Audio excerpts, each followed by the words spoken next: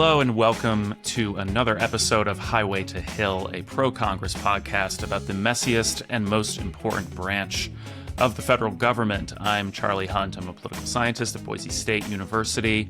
I am joined, as always, by fellow political scientist Sorel Gaynor from University of Virginia. Hi, Sorel. Hi, Charlie. Today on Highway to Hill, congressional Republicans are turning to a new but eerily familiar quirk of Senate procedure to try to get around the Democrats in their legislative battle over ICE reforms, funding for the Department of Homeland Security, and voting rights. Will the process known as reconciliation work? Should it work? And who the hell is the Senate parliamentarian? Let's get into it, Sorel. So we've got a few different subjects that we have been covering on and off over the past few weeks that sort of all seem to be coming to a head this week in these different legislative battles. Let's start with Department of Homeland Security and ICE, which, of course, as we probably know at this point, falls under the kind of umbrella of DHS. What's your take of where we are with the DHS fight? Yeah, so DHS is still shut down, as anyone that's been in front of a television or social media post, if not the airport itself, knows. The lines at TSA and the lack of pay for TSA workers is really kind of amping the pressure for Congress to do something about this, right? It's like a very visible problem that constituents can directly trace to the fact that DHS is still shut down. So this kind of pressure has actually given some movement to what we talked about briefly last week, which was Hakeem Jeffries' proposal to actually strip ICE out of the DHS spending bill and fund everything else in it, like fund FEMA, fund TSA, fund the Coast Guard, all the other programs that fall under DHS. So Republicans have warmed up to this idea, Senate Republicans specifically, and John Thune kind of threw that out there as a proposal, to which Trump said at the beginning, absolutely not, right? I won't sign this. It has to have ICE funding in it. And he, brought up the SAVE Act, which we'll get to in a minute. But it seems that over the course of this week, Thune, Lindsey Graham, a few other, Senate Republicans have done their work in going down to the White House, convincing Trump that this is the best case, the best option to at least get the TSA and Coast Guard and all these other things moving forward. And they're throwing this, they're saying, but don't worry, we will get ICE funding and we can get around Democratic demands entirely by using reconciliation. So that's the first time we'll mention this term, and then we'll get into it. And then how is the SAVE Act further incorporated into this, Charlie? I mean, a lot of times when we're talking about these different legislative issues, we end up in a place where, like, Congress is not dealing with these issues on an individual basis. They're lumping a lot of them together. We usually see this, like, if you've ever heard the term omnibus bill or omnibus legislation, it's like we're throwing all of these different things in there to try to make it more difficult for people to say no. On the other hand, like in this case, incorporating the SAVE Act or like whatever version of it Trump has been seeming to want is, I think, actually like not gonna necessarily help with the Democrats. I think like the pressure is probably greater to get TSA funded, to get the rest of DHS funded, rather than the SAVE Act stuff, which Democrats are sort of seeming to kind of hold their own on and not really want to give in. It also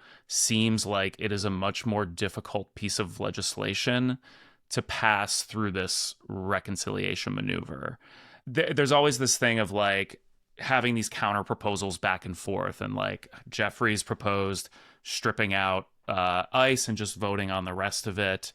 And there's been some movement from the Republicans, but now they're saying that like the Democrats have changed their position, to which Senate Minority Leader Chuck Schumer said, quote, "For Republicans to now act as though Democrats have changed our position, as though we've moved the goalpost, is poppycock." I can't believe I even said that word. I didn't know anybody said that word. A Chuck Schumer word. It is a great communicator. So we'll get into what reconciliation is in just a moment, but Democrats know that, by this, what's interesting is that Republicans are putting this out in the open of saying, you know what, we're just going to put ICE funding and SAVE Act in a reconciliation bill next month and work on it this summer, and then we don't even have to get any Democratic votes. It's interesting that, one, they're saying this out loud, right? That's the whole goal of using reconciliation, which we'll talk about in a minute, is not really the purpose what it is originally used for, but increasingly is. But also, Democrats are, like we've been talking about, this using appropriations as a way to codify statutory changes to how ICE operates is kind of the only tool that they have. And so for Republicans to say, we're actually not even going to negotiate with you in the terms of the appropriations for this, does take away Democrats, opportunity to have a say in a vote that requires 60 votes. I mean, the other thing that it's not just about the funding, right? Like Democrats, I mean, this is what they've been saying all along, which is like they want substantive changes to how ICE does things. Like this is the reason they have withheld a lot of the funding to begin with, and the reason we are still in this partial shutdown, because DHS like has gone way off the reservation and is like not following the Constitution and all these things, and so we need to have these sort of substantive changes like in statute to how ICE is dealing with things. And so like all of these, like I saw Senator Tillis describing it as like plate spinning, like all of these different things are up in the air at once, which seems correct to me. Like they're trying to like either deal with all these things at once or like make a deal now and then have these other things happen down the road in terms of funding for ICE. But Democrats are not happy with that because it sort of takes their bargaining chip off the table if it ends up getting dealt with through reconciliation, which would only require 51 votes, or I guess 50 because J.D. Vance can break the tie. You've also got this interesting sort of cross-chamber drama happening where, the Senate is doing its Senate thing and debating about all these different rules and reconciliation and the parliamentarian who we'll talk about. Meanwhile, the Republican House, particularly sort of the farther right folks in the Republican House, are like, we want the SAVE Act at all costs. Like, we can pass it with just a simple majority. We already passed it with a simple majority. And basically, like, the Senate are cowards and they don't want to do what President Trump wants. And, like, they are in a political position where they can say that because they have passed this a bunch of times. But, like, that that doesn't mean that the Senate can suddenly just like snap its fingers and make this happen. And so like this happens on all kinds of pieces of legislation like this, where like, yeah, we talk about parties and partisanship all the time and how that's the key division in Washington, but like, the House and the Senate, it is sort of like quaint and nice that after all this time, like the House and Senate still like resent each other and their different like norms and practices. I mean, yes, it's endearing and all of that, but this reconciliation piece is kind of the houseification of the Senate. So I think we'll just get into what reconciliation is. So yeah, let's do it. Budget reconciliation is essentially a legislative loophole that allows the Senate to pass legislation using only 51 votes instead of the normal 60 votes to overcome a filibuster and move legislation forward. Big Beautiful Bill was passed through reconciliation. Some COVID-19 support during the Biden administration was passed this way. The first round of Trump tax cuts were passed this way. So it's used on occasion. And so you might be wondering, why don't they just do this all the time? Because there are specific rules to how reconciliation can be used. The first is interesting. It can only be used 3 times a year. That you can't just use it an unlimited amount. But the more important piece is that the legislation, it has to apply to the federal budget. So it has to be germane to something dealing with the budget. And often that requires something that is deficit neutral. So if we go back to last summer and the Big Beautiful Bill, the cuts to Medicaid were to offset the cuts to healthcare subsidies were used to offset ICE spending, funding for ICE, right? And so the way that they were able to pass what is basically a policy change is by framing it as a budget reconstruction, right? To say we're going to take money from here and put money in this bucket instead, call it a budget bill. But really, as we all know, that is a policy change, right? Deciding where you're going to spend your money is a policy. So Republicans are saying, Senate Republicans, this is their argument, which is, you know what, we can just deal with ICE and portions of the SAVE Act. You know, as Charlie talked about last week, in order for the SAVE Act to work, you got to give the states some money. We can fund ICE and portions of the SAVE Act using reconciliation. So why don't we just do that?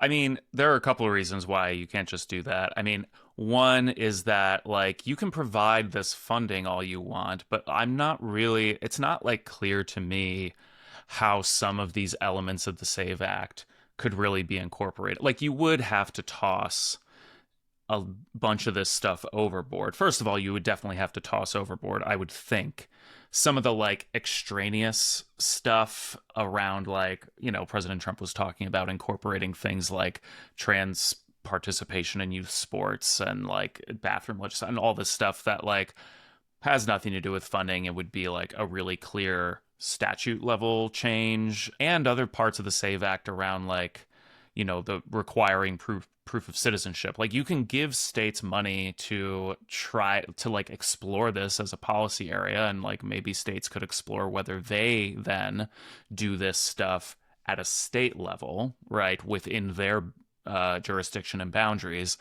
But it is I don't see how this could really how big parts of this could really happen within the reconciliation process. Rick Scott, Republican senator from Florida, said, quote, "The idea that they'll get funded through a reconciliation package is a pipe dream. We're not going to get a reconciliation package done because there are no tax cuts in this." Because in like you said, in theory, this has to be deficit neutral.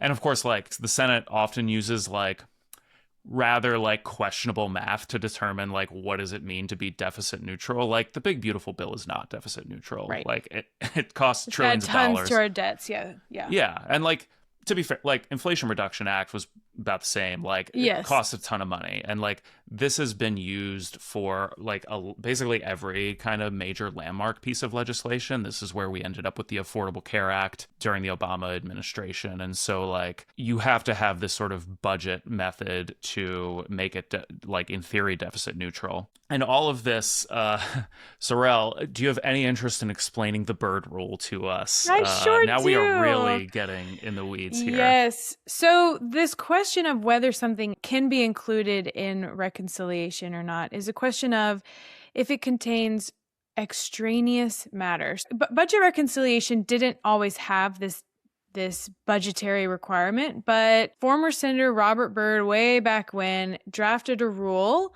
kind of to cut off this, you know, excessive use of reconciliation, and said, "This is a rule stipulating that bills passed under budget reconciliation must address the federal spending and deficit and contain, quote, no extraneous matter," which is a nice definition, but anyone who knows a lawyer or has, you know, thought anything about the law knows that these types of terms like extraneous matter are really open to interpretation.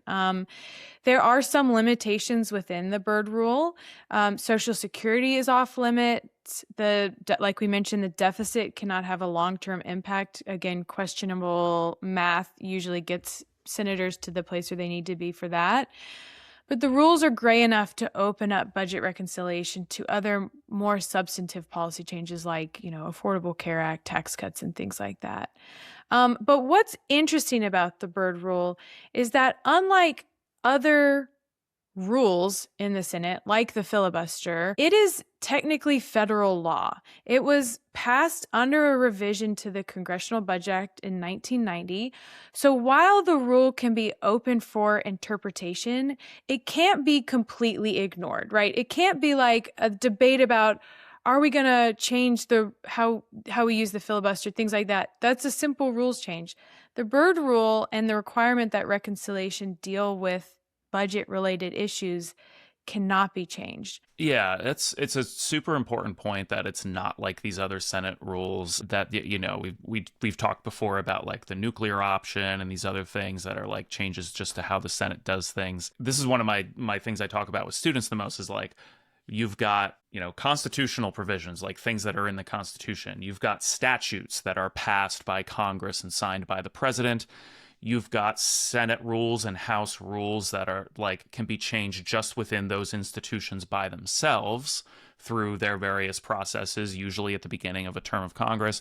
And then you have these other things like norms that are not in rule books or in statute anywhere, but are just like ways that, say, the Senate usually does things that, for example, the thing like Mitch McConnell did years ago when Antonin Scalia died, and like we don't confirm any Supreme Court justices in an election year. Like that was never in any rule book anywhere. It's just sort of how the Senate did things. It's important to remember the difference between all these things because a lot of times we talk about them like they're all the same thing. In terms of like where we go next with this, do you think this is likely to work? I sort of gave away what I think about this, and that like the SAVE Act, at least big portions of it, the main portions of it that have been the most debated, like the citizenship stuff, don't really seem like they will survive what is commonly referred to as the bird bath. Yeah, I think that's right. And I actually think that's exactly what the Freedom Caucus is saying, which is they're telling the Senate, like, you're gaslighting us. Like, we know how reconciliation works. You're not going to be able to make these statutory changes. You're not going to be able to federalize elections through budget reconciliation. Like, that's beyond the scope. That is extraneous matter. But they're starting to use this idea of reconciliation for a lot of things. Like the Senate Republicans have said, we can fund ICE this way. House Republicans have said, we can fund the Iran war this way. I think there will be some sort of reconciliation bill. Again, Senator Scott saying, I don't see it happening. He said that last year about the big, beautiful bill, and it happened. I think that there will be some form of reconciliation. What they actually use it for, again, because they can only use it a certain amount of times a year. There's other rules. We'll link to a Substack post that I wrote last time that this was really under debate about it. So I think it will still be used, but whether the SAVE Act happens through it, I think that gasp. I think the Freedom Caucus is right? I just don't, and like you said, Charlie, I just don't see that working under budget reconciliation. All right, Sorrel, we have name dropped the Senate Parliamentarian a number of times. I feel like it's the weedsiest perhaps that we've gotten so far, but we got to talk about the Parliamentarian because, at least according to how the Senate has done things in the past with regard to these reconciliation packages, they hold a lot of power, right? So who the hell is this person, and why are we hanging on their every word every time we come up to one of these bird rule discussions? The Senate Parliamentarian is like the referee for congressional rules and statutory interpretation. So both chambers have their own parliamentarian. Common thing, for instance, that the House Parliamentarian will do is when a bill is introduced, they will help say, this bill is about this topic, so it belongs in this committee. That's an example. But in the Senate has more arcane rules, things like the filibuster and things like budget reconciliation. So the Senate Parliamentarian has the final say on a lot of these rules, what's allowed, what's not, and they have the final say on budget reconciliation process. So if you've ever watched C-SPAN, the parliamentarians of both chambers and their deputies are sitting there like referees over the floor proceedings. So you could turn on C-SPAN, anytime the House or Senate is in session, and you could see them right there. The current Senate Parliamentarian is Elizabeth McDonough. They are appointed by both leaders. It's not even a bipartisan position. It is like a non-partisan position. They don't have a party affiliation. The current parliamentarian has been there for several years, right? So she's overseen Democratic and Republican majorities. So she has a history of ruling in favor and against both parties. So for example, under Big Beautiful Bill, she stripped out changes to Medicaid policy, as an example. And then under the IRA and COVID-19 relief bills, she removed a minimum wage provision that Senator Sanders wanted to include. And in this case, in the case of budget reconciliation, she will be the one who makes the call as to whether something is extraneous or if it falls under the legal requirements for what can be passed under reconciliation. It feels, Sorrel, like every time we sort of come to one of these like reconciliation related discussions, like there's always this discussion of like, oh, what will they do? Like, how will they rule? And like, how much can usually the majority get away with in putting into these bills? And then there's always this like secondary discussion of like, oh, well, if they, like in this case, if we're talking about the Save Act, if she doesn't go along with some of these Save Act provisions that, Republicans maybe want to put in, will we just fire the parliamentarian? Like, will we replace her with like a puppet parliamentarian, or like will we just get rid of the position? Like, how do you think about like the incentives for, in this case, Republicans to like follow whatever the parliamentarian says versus like pushing back or like getting her out of the position? Like, sort of devil's advocate here, like if they want all of these things and the parliamentarian won't go along with them, like why would they not just get rid of her or decide to go this route? Like, is it politics that's stopping them from doing that? Is it like retribution on the other side? Is this like a nuclear arms race kind of thing? How do you think about that? I think it's kind of how we talked about the filibuster last week, which is the parliamentarian gives the majority party some protection. And we've mentioned this before. It is interesting that these fully grown adults who are elected by hundreds of thousands of people, they need somebody to keep them in line, right? They know that. And just like cloture, or just like the rules committee, or just like some other thing that they could just decide to circumvent entirely, they don't, is it provides them structure that they know is necessary to essentially organize collective action within the chamber. And another part of it is, like you mentioned earlier, this is a norm. And although we've seen quite a few norm violations in the past 5 years, particularly since Trump was president, but that would be a really big kind of violation of how the chamber operates. You would still have to replace the parliamentarian. And I think you don't want it to turn into a position that is just reappointed at the start of every session. I've gotten to meet a few parliamentarians through my research and through my work, and they are truly revered by the people in the chamber on both sides of the aisle. They have good relationships. I think that people watching politics forget how much relationships matter and how strong relationships really are, even though the public statements are negative about the other party. And I think that there is at least this sort of need for guidance, but also acceptance of these norms are what keep us functioning. So not to say it could never happen. I mean, there's definitely that trajectory is possible if we want to go down that route, but I think there's too much to gain from having a parliamentarian for both the minority and the majority party. Yeah, and it is important to your point earlier that like, this parliamentarian has, exercised what does seem to be like fairly nonpartisan judgments of like, yeah, like we can't use this like COVID-19 relief bill to raise the minimum wage, or like we can't use this big beautiful bill to like completely change Medicaid policy in ways that have no effect on the budget. And having that is sort of like a safety valve, I think, for a lot of them. There is one different thing about this particular instance that I found in Boston Globe and some other reporting around this, which is that this time around, Republicans have apparently developed an AI tool that is, quote, trained on thousands of bird rule documents to generate legislation that would be compliant and that would stand the best chance of withstanding the ruling of the parliamentarian. And this is a quote from Jody Arrington, a Republican of Texas, who's the House Budget Chairman. Quote, "It will help us better prepare and better anticipate what challenges we might have in the Senate with the parliamentarian over the bird rule to give us better success, or to help us litigate it with the parliamentarian." Which, first of all, it's funny that it's like the House Budget Chairman doing this. Like, they are clearly so mad at the Senate for having to deal with this. I mean, dare I ask, like, how do you feel about the House using AI to try to anticipate bird rule complaints in the Senate?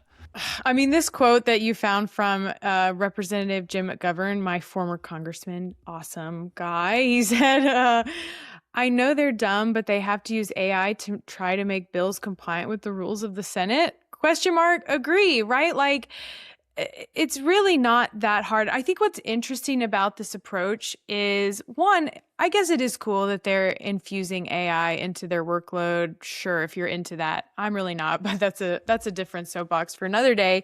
It's not how it's worded, right? It doesn't matter how the provision is worded, which is what, if you're training something on a language model, right? It doesn't matter how it's worded. It matters about the content. So unless AI is able to come up with a deficit neutral way to federalize elections and doesn't require any statute changes, I don't really see how it's relevant.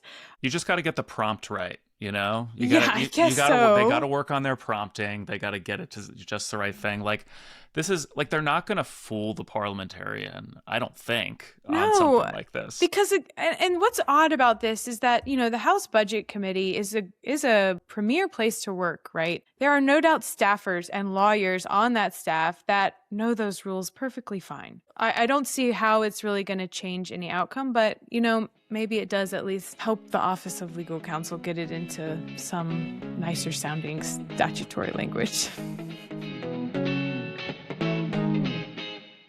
All right, let's go to the gavel drop before we adjourn for the day. We've got a couple more things we want to talk about outside of this SAVE Act DHS legislative mess. Sorrel, you've got some election news for us. Why don't you kick us off? Yeah, so Trump is now represented at the state level in the state of Florida by a Democrat. So there was a special election in his state congressional district, and the seat was flipped from a GOP candidate who won by 19 points, was replaced by a Democrat named Emily Gregory. She grew up in Palm Beach. It's great descriptive representation. She's the owner of a fitness company that works with pregnant and postpartum women. She's never run for office before. She said that when she found out she won, it was like not a punch to the gut, but it was like just she couldn't believe it. So one, it is funny that Trump is now represented by a Democrat. And it also is, of course, hypocritical because he voted by mail, as did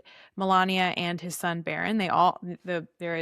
You can look up county clerk information. They all three voted by mail, even though the SAVE Act's whole thing and Trump's whole thing is about how mail-in ballots are terrible and fraudulent. Yes, that's also, sure, hypocritical and funny in a way. But I think what I enjoy about this story, or why I wanted to choose this story, is that it gives me, and I think it should give other people, confidence in the state of our elections, right? If Trump is not able to change the results where his house is, where Mar-a-Lago is, in his own legislative district in Florida, a state that is Trump aligned, I don't have a lot of faith that he can just change results in other elections. So I just found this to be like a good kind of, hopefully give some people, I still have a lot of people saying, I think that he's going to take over elections and change election results. It's not possible, right? They will try, sure. And I'm, especially in swing states, but that they can't just change the results of his own state representative, should give people some confidence in how our elections are managed and run. I totally agree with you. I mean, I think it's hard, right? Because on the one hand, like,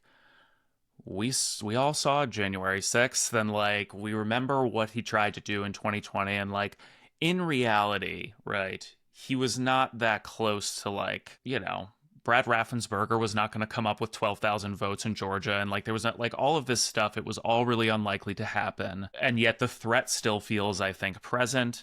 And so I don't blame people for being worried about this, but it is really important to like find some balance between like heaping so much concern on it that it becomes like a fait accompli, and it's like, well, yeah, he's just going to change the results anyway, and so why even bother voting? I feel like what we have learned from these special elections from the past 2 years, like within this cycle, is exactly the opposite. That like turnout has been crazy high for these special elections. Shout out to the Down Ballot that collects amazing data on this. They're like my favorite people, and I use their stuff in my research all the time. They have been tracking these special elections over the past 2 years, and in these state legislative races, There have been 30 seats that have flipped from a Republican to a Democrat representing them, and there have been 0 that have flipped from a Democrat to a Republican. And more broadly, Democrats have outperformed their 2024 benchmarks, basically how Kamala Harris did in these districts,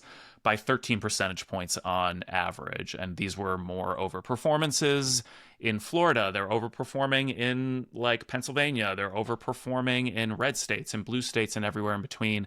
And like, this is the way, if you're Democrats, this is the way you like tamper proof these elections, by just like turning out and overwhelming them, so that like, if you are really worried about this stuff, even though I agree with you, you shouldn't have to worry about this. This is the part you can control, which is by voting. I think that's a good point. And I'll just say one more thing on this, which is like, if you are someone who is deeply worried about this, which again, I think you're right, is valid. We've seen plenty of actions that indicate that the president would love to change the results in his favor. But if this is something that is really eating at you, a good thought exercise is to really think through the how. Like, remove the passive voice of the situation of the election results will be overturned. Well, who will be doing them? How will that happen? Will they get rid of paper? Like, how will they change the actual numerical output? Like, really thinking through the logistics of it, it helps me a lot feel more confident. And then, of course, like you said, this evidence that an outcome like this is ultimately hard to ignore. You've got a messy story of your own. What do you have for us?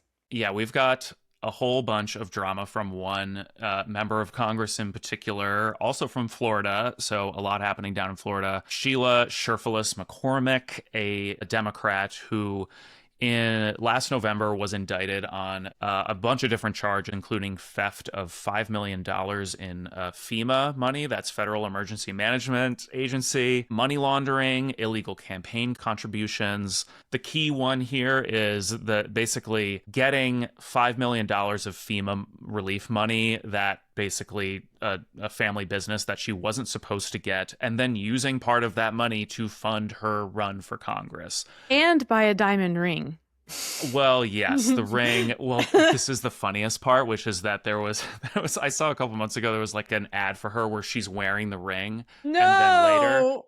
But then later they did one again with the same picture, but they edited out the ring. You can't make this stuff up. It's so funny. So anyway, the reason I'm bringing this up is that the House Ethics Committee today is having sort of their final hearings on this, basically deciding, like rendering their judgment on this. And sort of there's this kind of clamor around like, well, like Democrats were all for expelling George Santos. Listeners may remember him from a few years ago, who had all kinds of sort of crazy charges against him and ended up going to prison and, of course, being pardoned by President Trump. But, you know, they're a little more hesitant to get rid of Sherfilis McCormick. There's a pretty clear question here, I think, around like hypocrisy and partisanship. I mean, like, what do you make, Sorrel, of like the Democrats? I mean, I can't even call it a dilemma. Like, it's ridiculous that it's even a dilemma, right? This is an example of when my ego makes me think I would be a better Democratic leader than Hakeem Jeffries. This seems pretty obvious to me. I mean, I understand, you know, their quotes are things like, you know, they need to have a presumption of innocence and have their day in court. Okay, sure. But I don't know why that sentence can't also say, however, if the ethics committee rules that she misused these funds, she needs to go, right? The ethics committee is bipartisan, fully bipartisan, right? So their decisions are not based on partisan outcomes. I do think, again, if I were a Democratic leader, if I'm putting on that hat and I have in front of me a really salient campaign message of, you know, fraud in one party and maybe insider trading, I would make sure that there is nothing pointing back at me. I would also, just for the betterment of the chamber, you don't need people who are siphoning tax dollars for people who desperately need it. This is FEMA money. This is money after people have, you know, lost everything they own in a hurricane. Like, what? Yeah. Like, Ugh, we can do I better have than this. feelings. Like, it's, and like, presumption of innocence, like, yes, innocent until proven guilty, like, due process, Fifth Amendment, all that stuff, that applies to the legal charges against you. It does not, like, due process does not give you a God-given, like, Bill of Rights level right to a seat in the U.S. House of Representatives. Like, you would think, again, I think about this all the time with, like, I would hope that my ego would, like, would be small enough to get me out of the seat to be like, I don't want my constituents to have to be distracted by all this. Like, you can get out there and say, like, I am innocent and I'm going to prove this in court. But for the benefit of my constituents, like, I'm going to let someone else who doesn't have all this baggage take this seat in a special election that, by the way, Democrats would win in a landslide. Like, she ran unopposed in her last election. She wins by 80+% even when she is opposed. It's crazy to me. And my favorite detail about this, besides the omission of the ring, is that, according to one report from Politico, fellow Democrats say she's feeling the heat, going so far as to seek a presidential pardon during last year's White House Christmas party. Incredible stuff. Incredible stuff. It's all just so selfish. But I guess if you're somebody who takes $5 million in FEMA money, selfishness is just part of the whole deal. But it seems like an obvious solution to me, but what do I know? I'm just a lowly political scientist. Yeah, we're just experts. What do we know? Well, we know that it's time to go for Highway to Hill this week. That seems like as good a place as any to end it. Thanks, Sorrel, for riding this roller coaster with me yet again. Thank you, Charlie. We'll see y'all next time. Have a great weekend. Bye.